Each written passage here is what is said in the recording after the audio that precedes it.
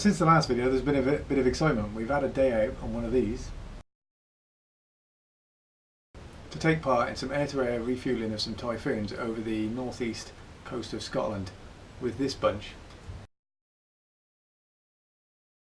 The whole thing was made achievable by these guys, the FSDP.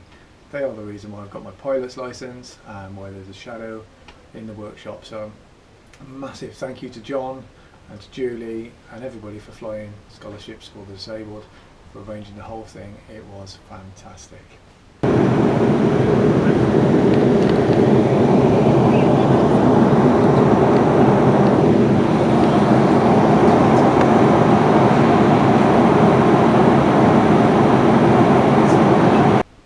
Not to mention, very cool. So tonight I'm thinking about this gearbox. I've got all my bits and pieces that I need to get it fitted. Got the service manual, or installation manual. Got my GN Plus paste. I've got my crankshaft locking pin and my Allen key, which has got the guide on it as well. So I think these are all the bits and pieces I need. Just need to have a quick flick as to what's next and make a start. So yesterday evening I spent the whole hour that I was going to be working on this flywheel and gearbox trying to work out which way around this chamfered washer goes.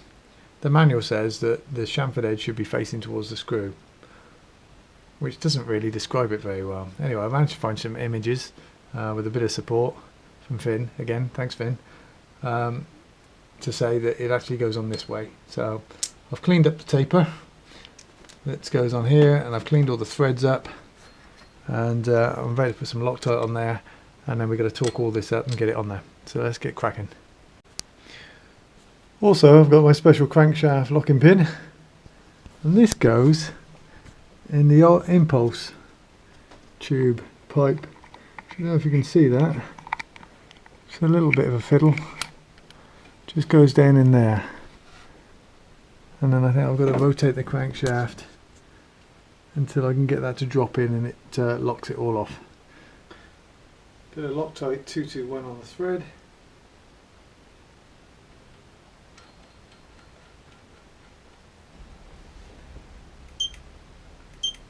And now up to 80 Newton meters.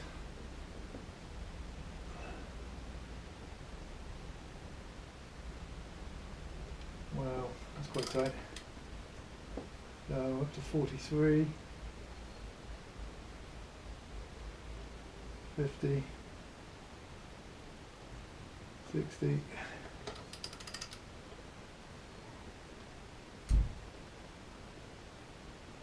70,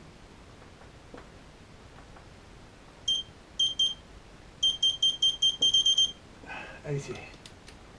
So the next job is the rubber coupling. That's got to go on. I need a 17mm spanner just to hold those washers still, stop it loading up and twisting the rubber coupling as I'm tightening these up. And it was also recommended to use this very specific type of Allen key that locates very securely in there. It's got a guide pin on the end. The curious thing for me though is you've got to torque this up to 40 Newton meters. So I'm not really sure how I can do that with an Allen key. So what I'm going to do is, unfortunately I'm going to butcher this Allen key, cut the end off it, and I found that the 5/16 socket, that fits in there perfectly. So I can torque that up with my torque wrench to 40 Newton meters. Let's see how well this works. So there's my modified Allen key. I can now put that into my socket, and I can now use that to torque up my Allen bolts or hex bolts to 40 Newton meters. Okay, I'm going to fit the rubber coupling onto the flywheel. Bit of Loctite on each screw.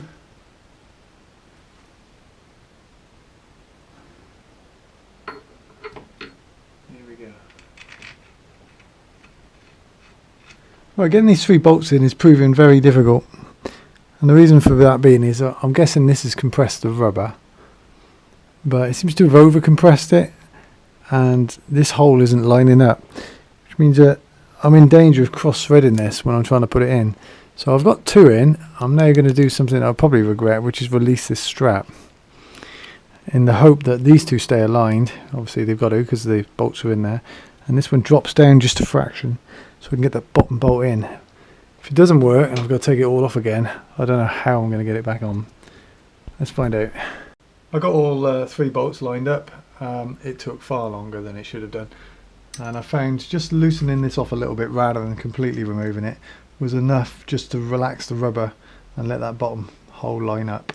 So it's all on there, all good. So now let's have a look at the gearbox itself. So here we are back at the bench with the manual and the gearbox. First thing is I need to get this cover off and get all these bolts out. So let's have a go at that.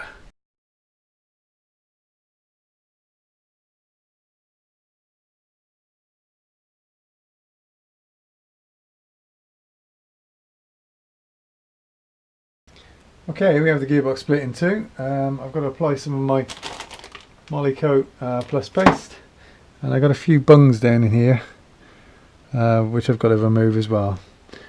So let's work through the next page of the manual. Okay, next step according to the manual is to fit the gearbox housing onto the back of the engine. Just making sure they get it the right way up. The starter goes at the top. I'm able to reference the old 532 that I've still got on the bench. That makes it fairly obvious. I've got to grease each of these bolt heads just to stop them seizing, and then pop them in and then torque them all up according to there's a torquing sequence in the manual. Do that as well.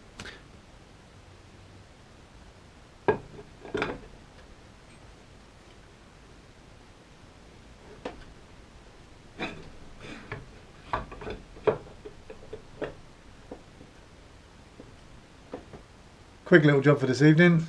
Do these bolts up. They are in this sequence. Got to follow from the manual, and 24 Newton meters. So I'm going to do them up halfway in that order, and then go around again up to 24. Here we go.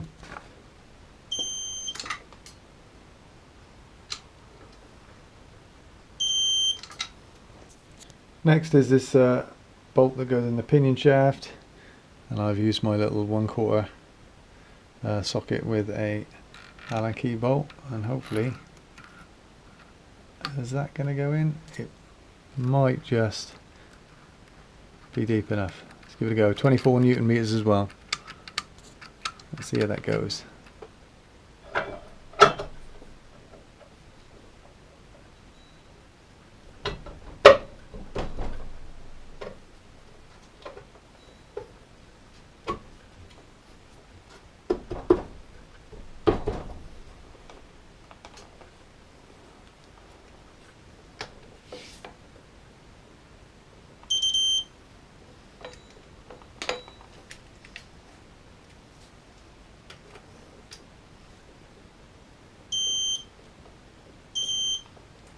So last 2 jobs are to fit the magnetic sub plug under there with the sealing ring and the vent plug that goes on the top. So I'll just pop that in for now. I've got to order myself some oil to be delivered tomorrow.